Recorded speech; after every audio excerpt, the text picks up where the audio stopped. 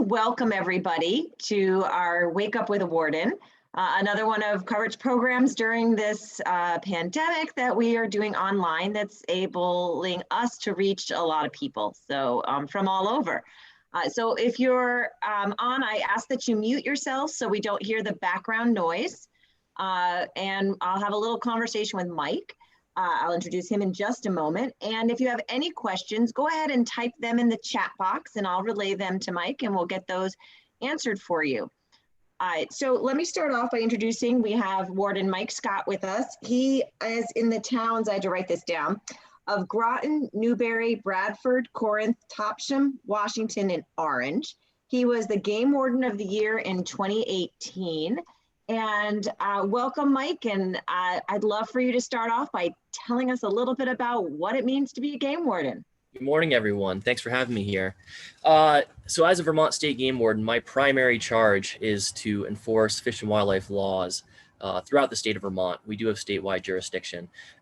That being said, on top of everything else that we do a lot of education and outreach, a lot of working with landowners who have wildlife questions and possible conflicts, and also just helping to enforce general laws throughout the state. In a large way, that's becoming, in the summertime especially, dealing with ATV issues, boating issues, recreational snowmobile activities in the wintertime, and assisting other agencies as needed with things like search and rescue. Typical day in the life of a game warden. We all work from our home office. As you can see, I am currently situated in my lovely basement, where I call home office. We all have telephone numbers that are available to the public, and we take phone calls on our personal cell numbers, and some of us take them on landlines. We are dispatched by the state police dispatchers. We make our own schedules to best address the needs of our districts. And we typically work 6 days a week and most weekends throughout the year when activity is at its highest throughout the countryside in Vermont. A typical day in our life is we sign on with our dispatchers and get any messages that have come in to state police dispatch since we were off duty. So in the morning, I might sign on at 6 or 7 in the morning, check my messages, and then I have the day to go out and investigate potential law violations throughout the state, and then to follow up with complaints and to schedule outreach activities and try and meet the public and be available for folks to further the mission of the Department of Fish and Wildlife as best as I can. That might mean walking up somebody's tree stand who I suspect might be baiting. It might mean launching a boat on a lake and checking fishermen, and doing what we can call compliance checks, which is the vast majority of our interactions, is interacting with lawful sportsmen and other users and folks who are enjoying the resources that we have. And then, especially as hunting season rolls on, our time shifts largely towards nighttime patrols and evening patrols, when the majority of the more egregious fish and wildlife law violations do take place. Something like nighttime deer jacking, and some of the other nefarious behavior that goes on around wildlife this time of year. I can go on for hours. That in a nutshell is as concisely what we do. That's great. That's great. I appreciate that synopsis of a day in the life. That's pretty cool. Let me ask you a little bit, mostly what we have on here are landowners and some are hunters and trappers and boaters. So they may have questions in that range, but I do know a lot of them have some questions on their own property. Like, what does it mean to leave your, we have an open access law in Vermont. So what does that mean? And how should they like view their property in relation to that open access law? Absolutely. So in the state of Vermont, we do have a constitutional right to hunt and fish on properties privately owned throughout the state unless they're otherwise enclosed. And so what that means for a landowner is that even if you are not a hunter or fisherman yourself, you are participating by virtue of you owning land in the management of our wildlife, because you are providing habitat, and unless your land is posted, you're also providing access to folks who want to pursue wildlife in season. What does that mean for folks who own land? Our state is roughly 85% privately held, and without the cooperation and goodwill of landowners, the vast majority of people who hunt and fish in this state would not have access to some place to go out and pursue wildlife, be that brook trout or snowshoe hare or deer. And so we are, as a Department of Fish and Wildlife, we are very aware of the fact that landowners are a crucial part of our ability to manage wildlife statewide. And landowners have the option to post their property if they don't want folks hunting or fishing on their property. But they also have the, I don't want to say the obligation, but an important role to play in wildlife management. And allowing hunters to access your property is crucial for us to manage things like the deer herd, which without management can potentially grow to a point where it has adverse effects on the habitat, and also starts to have adverse effects on people, such as farmers. Where else would you like me to go on that topic? So that's fine. That's fine. So that's great. So, but let's say, I don't mind people hunting my land, but I want to know who's on my land. Yes. How do I deal with that? Yeah. So under Vermont's constitutional right to hunt on private lands, there is understandable restrictions that landowners might want to have. There are various options for signing your property such that people have an obligation to the landowner. The most restrictive is posting your property. And what posting means is that you put signs all the way around your property at the corners and not more than 400 feet apart, saying that hunting, fishing, trapping are prohibited. And then you have to date those signs every year and register that posting with your town clerk for a fee at $5. That is the most restrictive. That means that somebody cannot walk onto your property carrying either a trap or a bow or a firearm or a fishing rod without breaking the law. And that is the most restrictive. That says no access allowed. A step down from that is hunting and fishing by permission only. And that allows folks to put signs up around their property, which I think sends the message that the landowner is not opposed to hunting and fishing on this property, but we would expect the courtesy of somebody who wants to use the property to contact the landowner to gain permission. And I think that's a good way of starting off a conversation with potential hunters who want to use the property, but by reaching out to the landowner, one, you get to know who's going to be using your property, and also oftentimes it starts a dialogue where reasonable expectations can be made clear, and the hunter can choose to hunt on the property or not based on your requests. And without permission, they can't access that property. And then least restrictive of these would be a safety zone sign. Safety zone signs are provided free by the department. They're available through your local game warden or at many of the town clerk's offices or through many of our district offices, which unfortunately right now are largely locked because of COVID concerns. So reaching out to your local game warden would be a good way of getting safety zone signs. And what a safety zone is it's the least restrictive method for somehow limiting the public's access to your property. These signs can be posted within 500 feet of an occupied dwelling or any farm building. And those signs have to be 200 feet apart. And what those signs say is that you may not take wildlife or discharge a firearm within those safety zone signs. And all of these various methods of signing your property are restricting the public's access to your property for the purposes of hunting. And they all are enforceable by law, provided that the signs are erected according to statute. And they all come with various pluses and minuses. We jokingly refer to posted signs as the Vermont state flower, because you can't drive a roadside in this state without seeing posted signs. And many of them present a very unwelcoming front to private lands in this state. And people may be unintentionally restricting folks from their property, folks who they would ordinarily welcome onto a property. An example of this might be somebody who wants to go, bird watching during the springtime. A wall of posted signs will tell somebody who wants to go bird watching on the property, that they're not welcome on the property because many of those posted signs say no trespassing. The by permission only signs, I think, presents a much more welcoming front to your property, and at the same time encourages folks to contact the landowner for permission. And I think that's a really good compromise between no access and the reasonable expectation of a landowner being contacted by a prospective user of their property.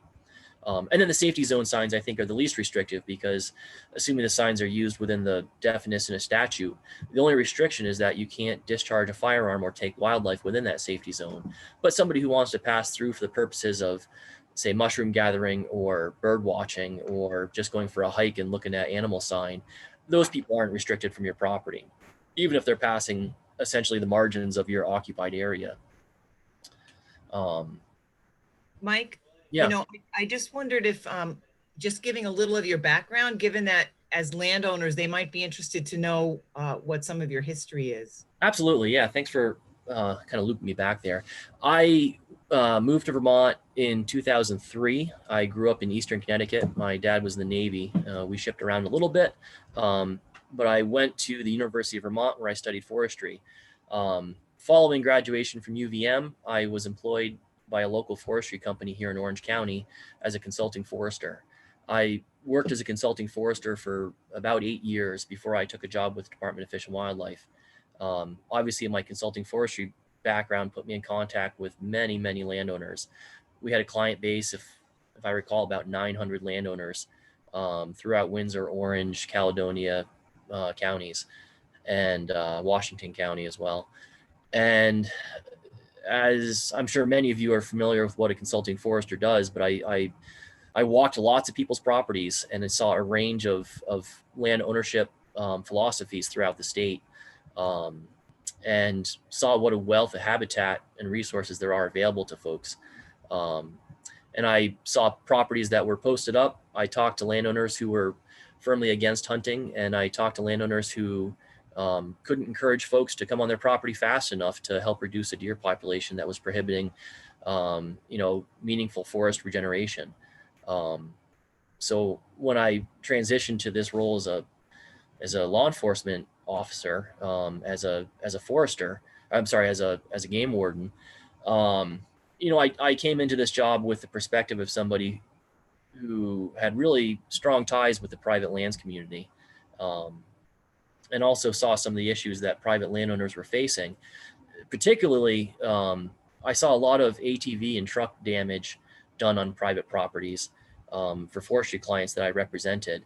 And so when I see those issues as a law enforcement officer, I take them to heart, because I know what a challenge that can be for private landowners to face, is having ATV and truck traffic on your property that's not invited. So. Can you share with us in the law enforcement perspective, and I'm a landowner on having those issues, what should I be doing? Yeah, so the most important thing for landowners to know is that without your permission, and specifically written permission, somebody may not operate an ATV on your property, period. There is no exception to it. And if you're having ATV traffic on your property that you have not specifically invited or given written permission for, that's a law violation, and those people should be contacted by law enforcement, because if it isn't stopped, it typically escalates and invites more traffic unwanted. Now, if somebody drives an ATV on your property, is the first thing you do call your local warden? Maybe. We are better able to deal with those issues in the summertime and the early fall. But we will certainly investigate ATV trespass issues during hunting season as time allows. If it's one of your neighbors who's driving onto your property, having a conversation with your neighbor is always preferable to involving law enforcement straight up. But if you're not sure who's trespassing on your property with ATVs, or you think it may be a variety of people who are doing it, contacting your warden's not an inappropriate step. Likewise, well, along those lines, a warden may not know if we see ATV tracks in the woods on somebody's property that it's a trespass issue. And so even if we see the traffic or see the tracks on private property, we may not be aware that there's a problem. So if you're having ATV traffic and you see the warden drive by all the time, give him a ring and let him know that you're having trouble. That way, if we as a warden see an ATV cross onto somebody's private property, or we're seeing fresh traffic someplace that doesn't belong, we know that we can address our attention to that area in our daily travels. Or possibly sit on the property for a couple hours during a likely time and try and meet the person who is trespassing on you. But oftentimes, if a game warden isn't notified, we don't know that there's a problem. And so our numbers are published. They're in the back of the hunting digest, what we call the law digest. Our numbers are all published on the department website as well. And if you go to the department website, there's a link to find your game warden, and you can either type in your town or look at a map, and it'll tell you who your local game warden is. And a quick conversation with your local warden to alert them of an issue is typically all it takes to bring our attention to someplace. And even if we can't be there all the time guarding your property, we can at least try and chip away at the problem as we see it.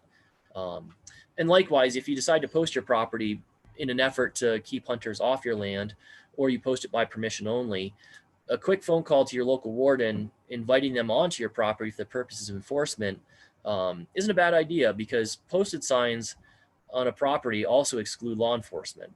And if your goal is to exclude hunters but not exclude game wardens, inviting them onto your property for the purpose of enforcement is a good idea. It tells us that we're welcome on your property, and it may also help us learn more about maybe some of the problems you're having in your community, which we may be able to help address. Interesting. So I have a question. As a landowner, maybe I don't mind ATV use, but I want, it to be when the trails can handle it. I don't want it to be wet and muddy. I don't want erosion. There are certain things I don't want, but I might be a little apprehensive to approach my neighbors. Yeah. Is there a way to help, for you to help facilitate a conversation?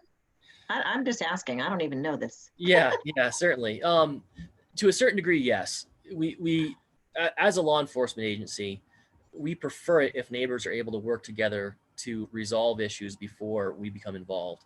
And largely that's a time constraint issue. So we don't have time to facilitate conversations between all neighbors.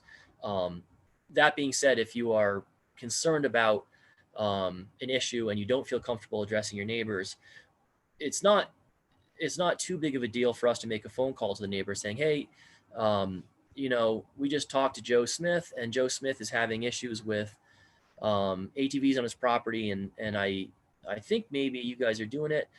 Mr. Smith isn't opposed to you driving your ATVs on the property, but you're going to have a conversation with him in order to get on the same page about it. And that's a conversation I personally, as a warden, wouldn't mind having with somebody. That's a pretty low lift for me to make a phone call. And if I can make some peace between neighbors, that's certainly well within the scope of my mission. And certainly if it means that I can encourage folks to have a peaceful relationship going forward, and not have to have it become a law enforcement situation, that's time well spent on my part. I recognize that not every warden throughout the state has my same district dynamics and my same workload, and they may ask you to go make contact with somebody first and then to call them if your needs aren't being met. But it's a violation if somebody's driving an ATV on your property without written permission. So we can address that. Okay, interesting. Thank you. So there's a question in the chat box from Peter.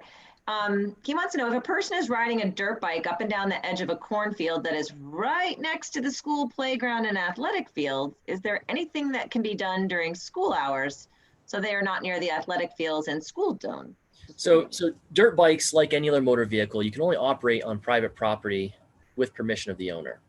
So if the dirt bike is being operated on this cornfield without the consent of the owner of the land, there potentially is a law violation.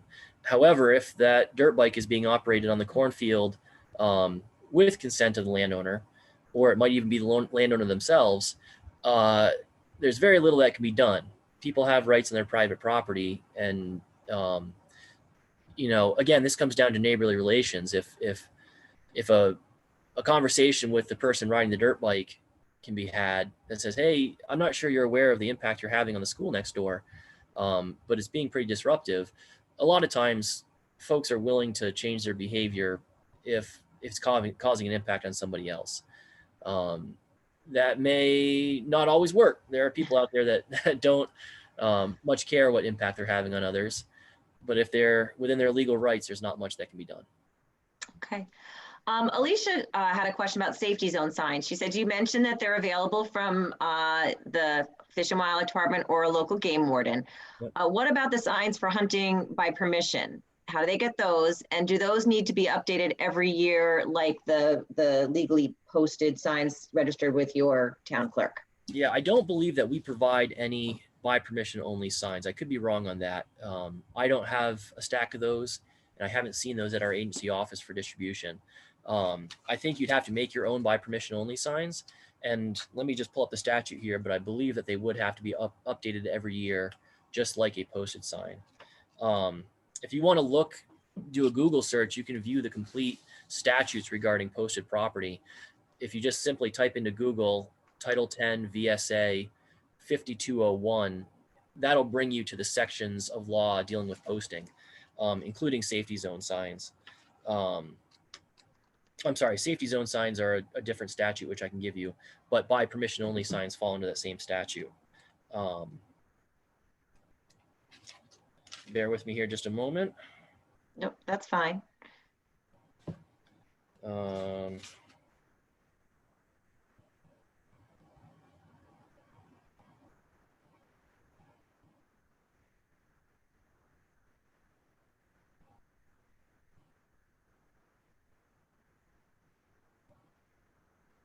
So I believe they would have to be updated every year, even by permission only signs.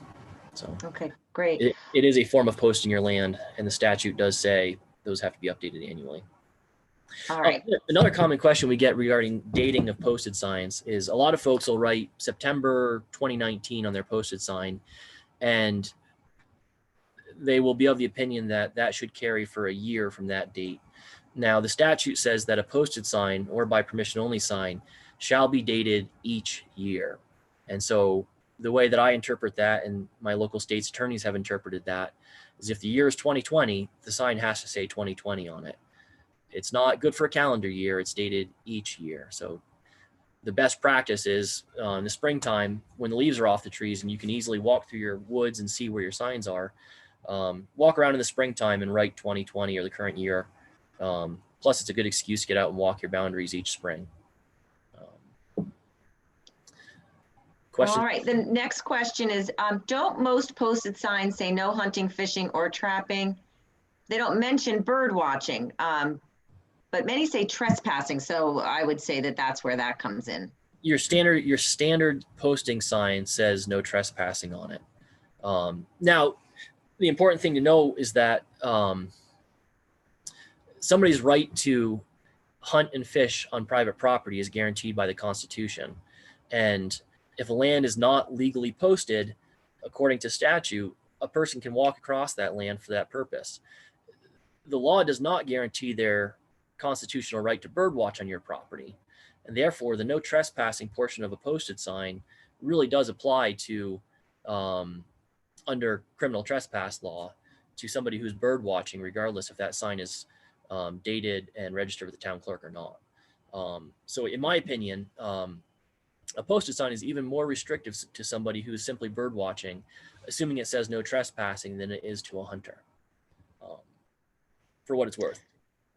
So following up, the Lark also asks, wouldn't it be easier to have people that allow hunting with or without permission to post that their land is available for that, since there are less people in the state that allow this on their land? And I don't know that I would agree with that statistic either. Yeah, a very, very, very small portion of the state is posted according to statute, or at least registered with town clerks.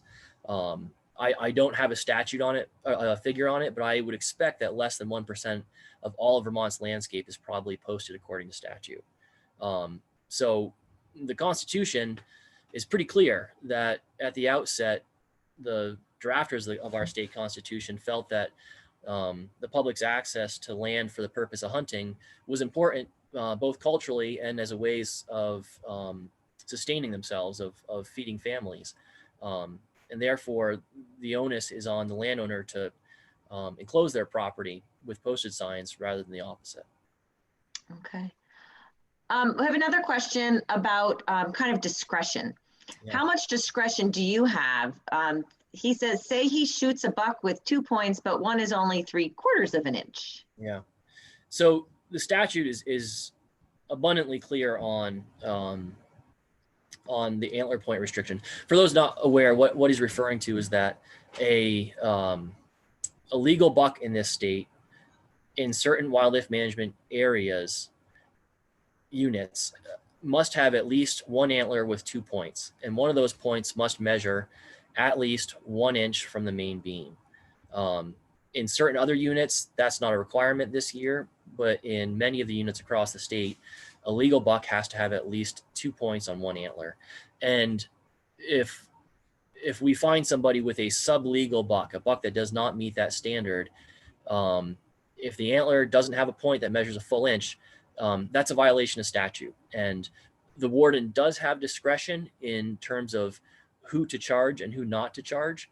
But that's really up to each individual warden. And I think most wardens have, we will give somebody a small amount of leeway on that deer, but 3/4 of an inch isn't an inch. And the intention of the antler point restriction is to allow those young deer the opportunity to grow to be a 2.5-year-old deer instead of a 1.5-year-old deer. And the old saying is, if you're not certain of your target, don't shoot. And it's if you're unsure, if you think you shot a deer that doesn't meet the standard, your best practice is to call your local warden and be upfront about it, rather than trying to register the deer and report the deer with a reporting agent and have the warden become involved after the fact.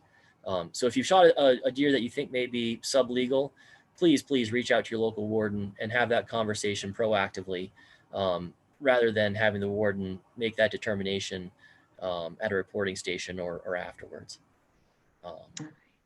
So interestingly enough, so this is sort of, you said, know your target, know what you're shooting at. Yeah. Tim wants to know, he says, I have a neighbor with livestock on their farm. They are concerned that if I no longer post my land, that their animals will be in jeopardy. Yeah. How big a risk is this? It's a very small risk. I've got 2 Jersey calves out in my pasture, which is visible from the road, and they look an awful lot like a doe deer this time of year. They're about the same color and they don't have antlers. And do I worry about somebody taking a shot at one of my cows? Not really. Could it happen? Has it happened? Statewide, yes. But I think your actual risk is quite small. I think that if somebody shoots a cow in a field, very rarely is it ever a case of mistaken identity. I think that any normal hunter understands the difference between a cow and a deer, and that posting your property is not going to necessarily exclude the malicious actors out there who want to shoot a cow. I think people who shoot cows are doing it maliciously and with bad intentions, not because it's a case of mistaken identity. So do I think it presents a risk? Minimal at best. Okay. Yeah. So here's a question. If I don't post my land and someone's on my land and I notice them throwing, a piece of trash, or they put a cigarette out on my land and I'm whatever. Can I ask them to leave? I mean, what right do I have there? Your land is always your land, and you have multiple rights in terms of people on your property. You always have the right to ask somebody to leave your property. If they refuse to leave your property, call your warden. We'll come out and address it. The other thing that is maybe a better conversation piece and is actually quite useful is that a landowner has the right to ask a hunter on their property to see their hunting license. Obviously a hunter may be suspicious about why this is the case, but introduce yourself as the landowner and ask to see their hunting license. And that gives you a method of identifying the person, for one, in case there is a violation. And if they refuse to show you a hunting license, it's the same as them refusing to show me a hunting license. And that results in a ticket. So what I would say is if you've got somebody on your property and you want them off your property and you don't care who they are, go ahead and ask them to leave. That's your right as a landowner. If you've got somebody on your property and you don't necessarily mind that they're there, but you want to know who they are, maybe because you're curious or maybe because you're concerned about a possible violation, go ahead and ask them for their license. If they refuse, cell phones are amazing. If you take your cell phone and take somebody's picture, that will quickly unnerve them, and especially if they're doing something wrong. And if they've refused to show you a license and you've taken their picture, don't be confrontational. Don't necessarily get yourself in a uncomfortable situation unnecessarily. But contact your warden if they've refused to show you a license. Another thing that's really helpful in identifying somebody is if you can find a vehicle. If somebody has refused to show you their hunting license and they've parked down on the roadside, don't be confrontational with them, but drive down and take a picture of their vehicle, specifically the license plate. And that's going to help us identify somebody who maybe is on the landscape and not doing what they should be doing. So. Let's look at it another way too. Let's say I'm having really hard time with regeneration on my property from overbrowsing with deer. How do I get more hunters on my property? Can you help with that at all? Yeah, that's a bigger issue than I think a lot of folks understand.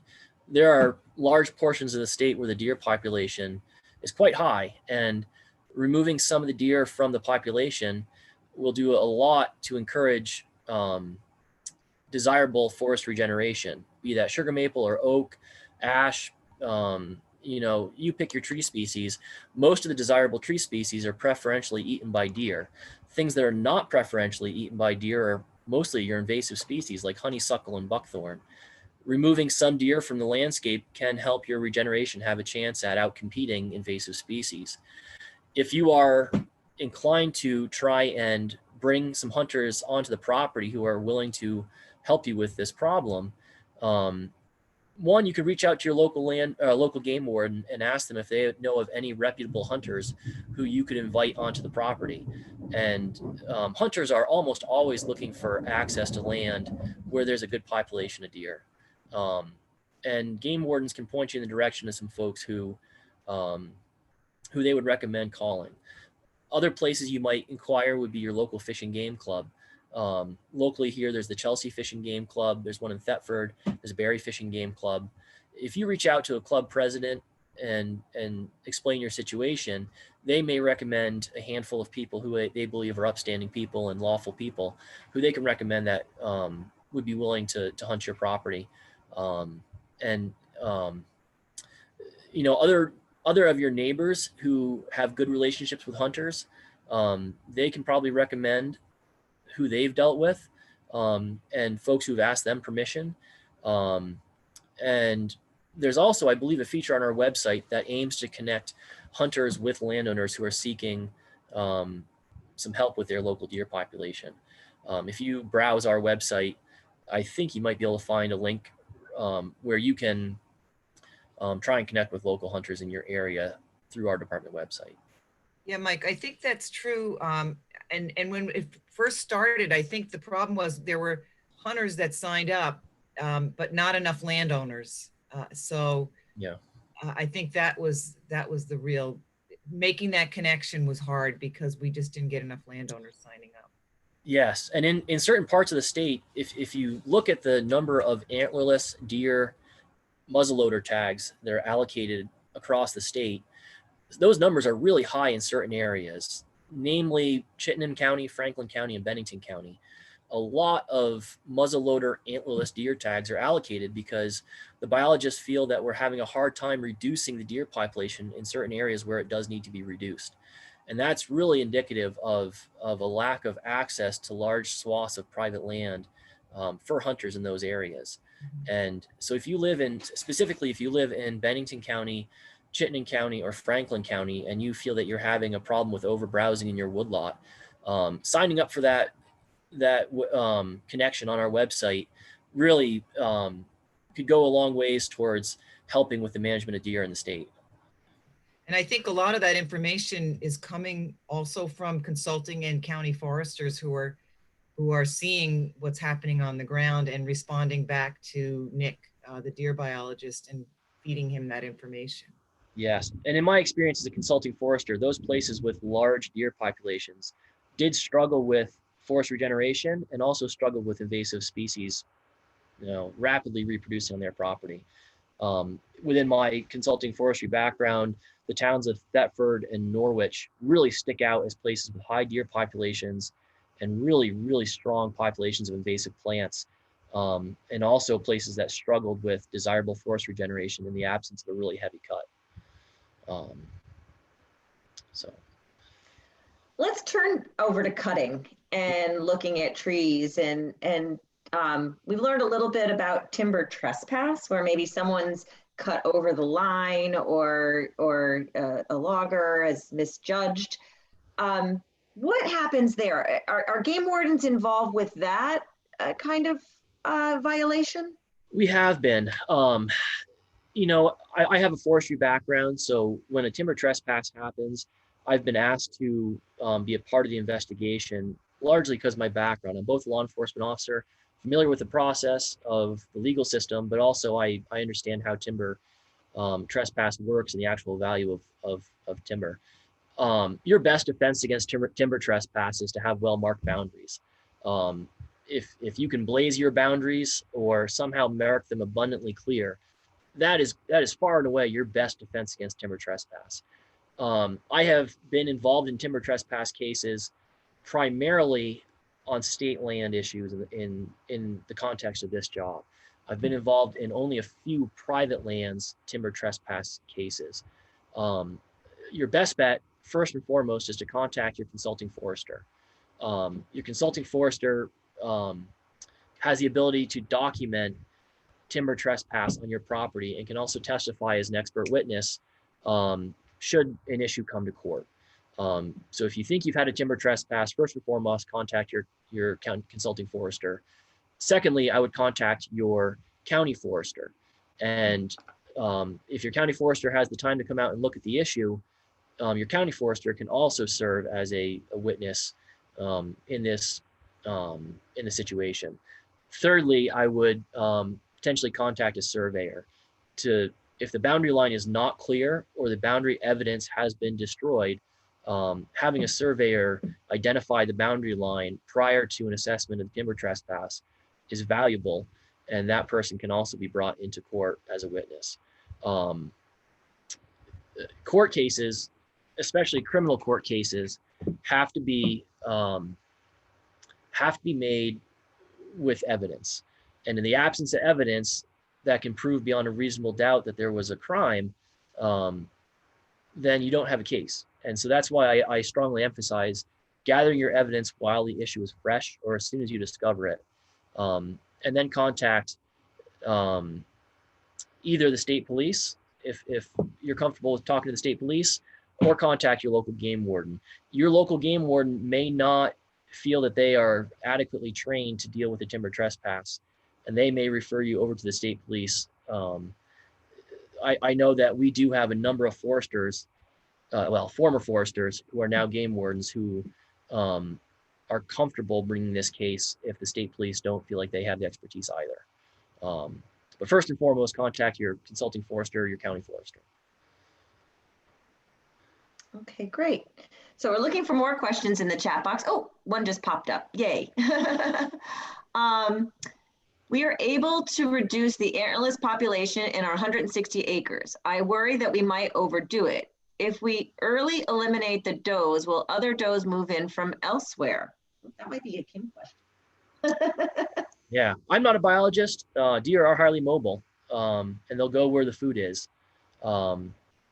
If you reduce the number of does in your property, the primary impact that harvesting does has is to reduce the future population of deer across the landscape. And I think that if you remove some does from your property, more will eventually filter in. But in the meantime, your forest regeneration is going to have some time to rebound if the pressure from the deer herd is not present. Kim, do you have anything to add to that? Only that their home range is quite a bit larger. I think it was 120 acres, right, Lisa? I think it's about that. Yeah, so their home range is quite a bit larger than that. So yeah, chances are that there are, you know, deer on other neighboring properties that would backfill that piece of property if you removed a bunch of antlerless deer from that property. I really don't think you could remove too many, given the permits that are given out and given the fact that it's only 100, not only, I mean, 120 acres is big, but in terms of a deer population, it's not going to have that much of an impact probably. Right, Maybe, and the ones that then are successful at having fawns, right, those fawns would then, gonna when go- they right, move in there, but certainly not at the density that you took out before. that's right. And it depends on the habitat that's on your property. Like if you have a wintering area, you're going to have high densities of deer congregating there from off your property. Or if you have an oak stand, you're going to have high densities of deer in the fall and even through parts of the winter if there's not a lot of snow that are going to come in from off your property. So, you know, it really depends on the habitat that's there as well. Okay, great. Mike, I have a question for you. So we talk a little bit about, you know, being a landowner and allowing hunters. Can I hunt my own land? And if I do I need a license? That's a good question. Landowners do not need a license to hunt or fish on their own property. Now, the lack of requirement for fishing applies to a private pond that's within your parcel that's less than 20 acres, which makes it not a public body of water. If it's entirely contained within your property and fish don't have access from public streams onto your pond. But yeah, you don't need a license to hunt, fish, or trap on your own property, as long as you stay within your own boundaries.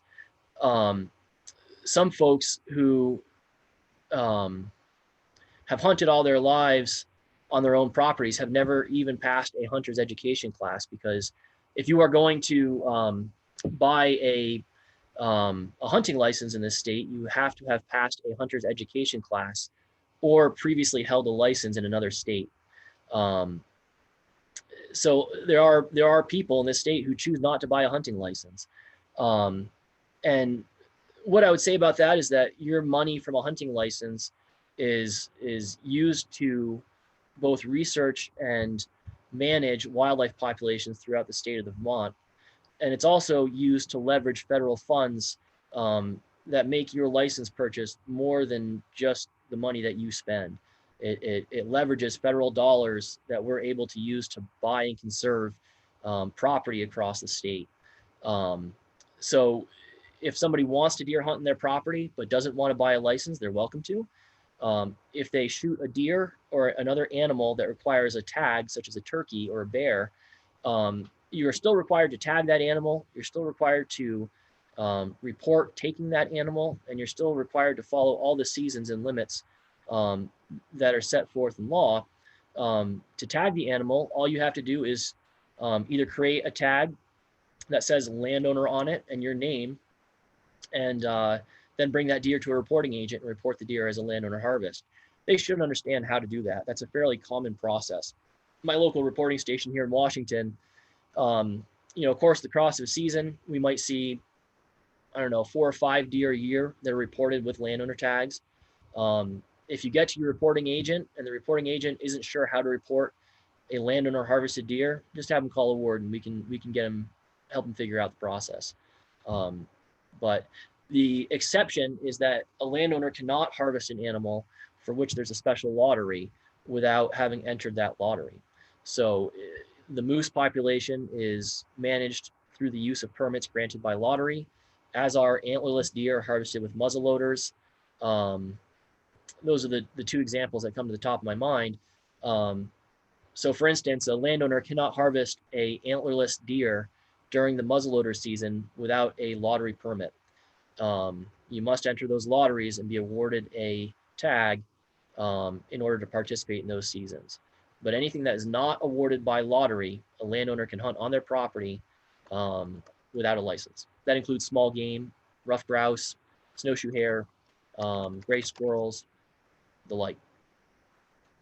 Oh, and the last thing I'll say about that is that right extends to the landowner, their spouse, and their minor children. So if you have, say, a 10-year-old who hasn't passed hunter safety yet, but wants to go hunting and learn how to hunt, a great opportunity is to take them out on your own property and hunt small game on your own property prior to bringing that youth through the hunter's education process. My daughter's 4, and obviously I'm a game warden, so she's in the proximity of hunting conversations regularly. And all she wants to do is go turkey hunting with me on our own property. And so we're not going to shoot anything, but we do go turkey hunting on our property with my 4-year-old. And I think we're going to have many seasons of that before we go through the formal hunter's education process. At training, looking at habitat, that's all good. That's all great. Looking at sign, learning about the land. Those are all valuable things for a kid to have before they actually go through hunter's education. Right. Let me ask you a question. So you talked about a hunting license. You talked about having the right tag. So like with duck hunting, you need the federal duck stamp. You need the state duck stamp. I know there's a habitat stamp for Vermont. What is that required, and how does that one work? Sure. A habitat stamp. What a habitat stamp is, it's somebody who's buying a license can choose to add to their license a habitat stamp. And a habitat stamp can, essentially what it is a donation that's used by the department to conserve lands across the state. And when you buy a license, I don't know if you can see this in the thing, but this bottom stamp right here, it shows up on your license as somebody who has voluntarily contributed to conservation. And additionally, I think we mail you a nice sticker that you can put on your vehicle or such. And those dollars are heavily leveraged against federal funds for conservation purposes. And they're some of the most useful money that we receive as a department. Kim, did you want to add anything else to that? Yeah, I was just going to say too, it was actually, I think, designed for people who don't buy licenses but want to contribute to habitat conservation. So certainly you can purchase a habitat stamp even if you don't buy a license, or if you're a bird watcher and you want to have funds go towards buying up critical habitats for wildlife, because that's like Mike said, that's primarily where those funds go. It also helps to support positions like Andrea Shortsleeves, who provides technical assistance to private landowners. So it all goes towards sort of habitat conservation or management, and it's open for anybody to purchase. Yeah, this is certainly an important point, because we have a large system of wildlife management areas and also conservation easements across the state. And those areas are largely funded by sportsmen's dollars. And this provides an opportunity for folks who put themselves in the non-consumptive camp, who are welcome to use those properties for any wildlife-based recreation, to contribute towards their ongoing conservation efforts across the state, and helping with the declining hunter population, which is primarily funding these areas. Yeah, I find it interesting. I live near Snake Mountain, and I hike with a few friends, and I'm like, do you guys know this is a wildlife management area? Do you know that you can buy a habitat stamp and support the management and of this trail that you like to hike so much? And invariably the answer is no, I didn't. Tell me something. What is your favorite part of your job? Oh, I've got a great job. I really do. And the freedom afforded by this job is pretty hard to beat. I every day there are stressful things that we do, but one of my greatest pleasures is just getting the opportunity to go out and explore parts of my district that I'm not familiar with. And that absolutely falls within the structure of my job, which is to become familiar with my district. And whether that's, parts of Groton State Forest, which there's a lot of land up there to explore.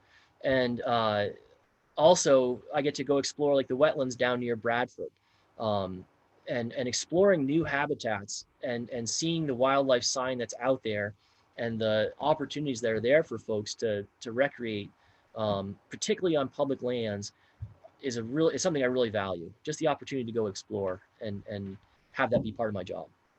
So. Do you participate in any of the education at the conservation camps?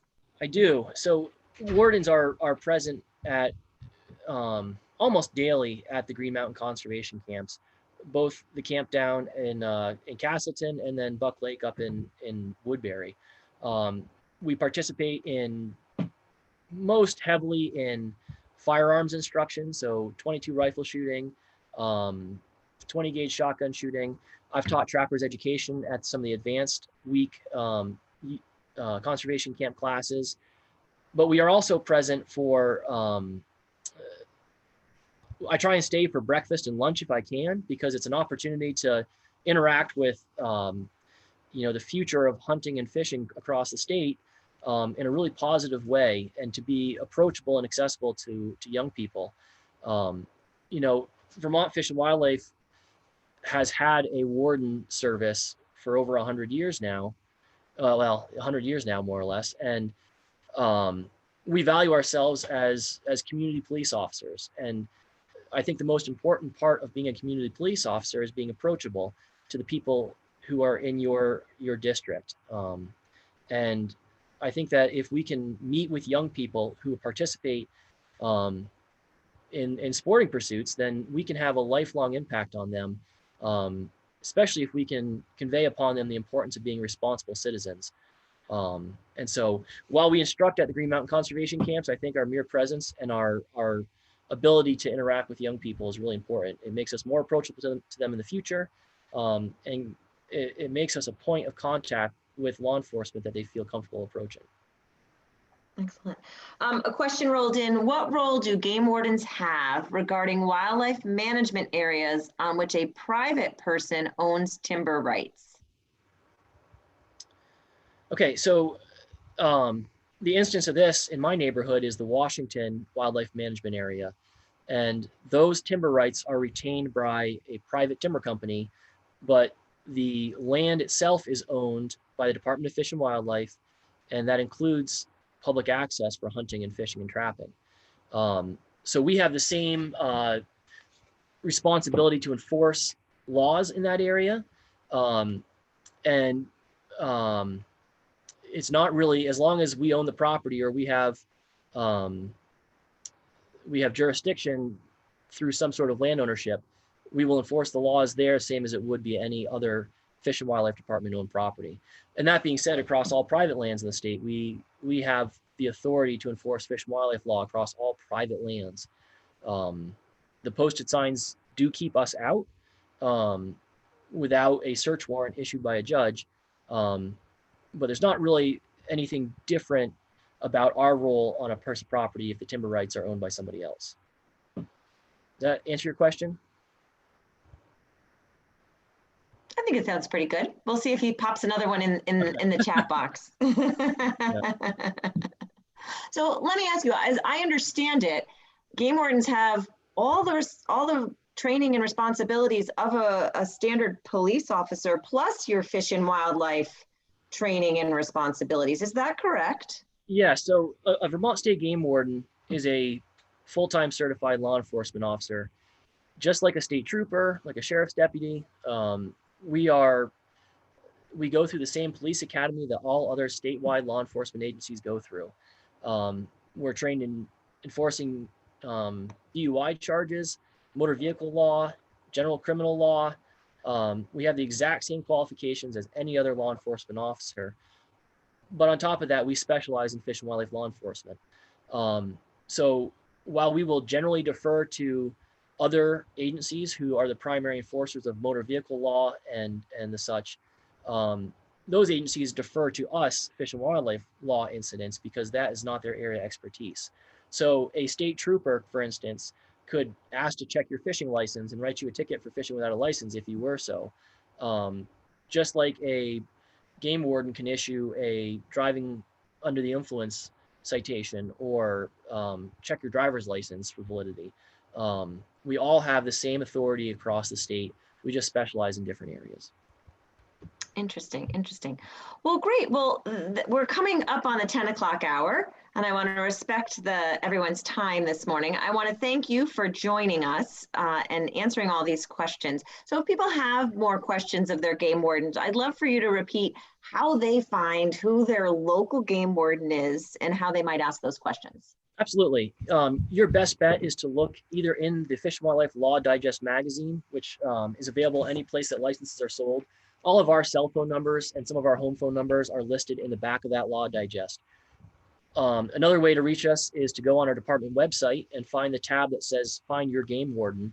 And there's a map there that shows the towns that each game warden covers. And there's also a search feature where I think you can type in your address and it'll tell you who your local warden are.